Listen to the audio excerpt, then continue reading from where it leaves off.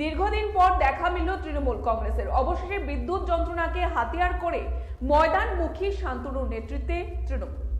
বিগত বিধানসভা নির্বাচনের পর থেকে গোটা রাজ্য জুড়ে তৃণমূল কংগ্রেসের ভবিষ্যৎ নিয়ে ব্যাপক প্রশ্নচিহ্ন তৈরি হয়েছে। বিশেষ করে নির্বাচন নিয়ে পরবর্তী সময়ে তৃণমূল কংগ্রেস প্রায় বেপাত্তা গোটা রাজ্য জুড়ে।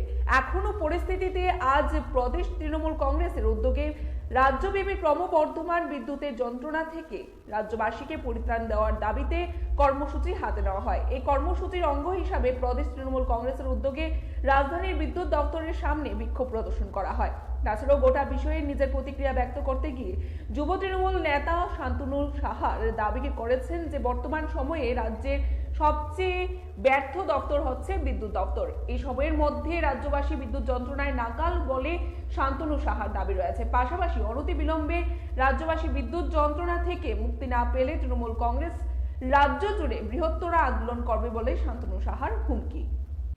রাজ্যের মানুষ জানে, আপনারাও জানেন যে বিগত বর্তমানে যে বিজেপি সরকার চলছে সেই সরকারের সব থেকে ব্যর্থ যদি কোনো দপ্তর থাকে সেটা হয়েছে বিদ্যুৎ দপ্তর।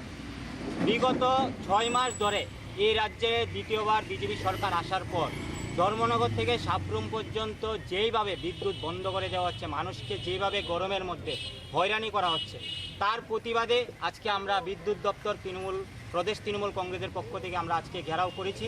যতক্ষণ পর্যন্ত না বিদ্যুৎ দপ্তর এবং বিদ্যুৎ মন্ত্রী আমাদেরকে প্রতিশ্রুতি দেবে যে রাজ্যের মানুষকে তারা বিদ্যুৎ পরিষেবা দিতে তারা সক্ষম হবে, ততক্ষণ পর্যন্ত আমরা এই আন্দোলন চালিয়ে যাব।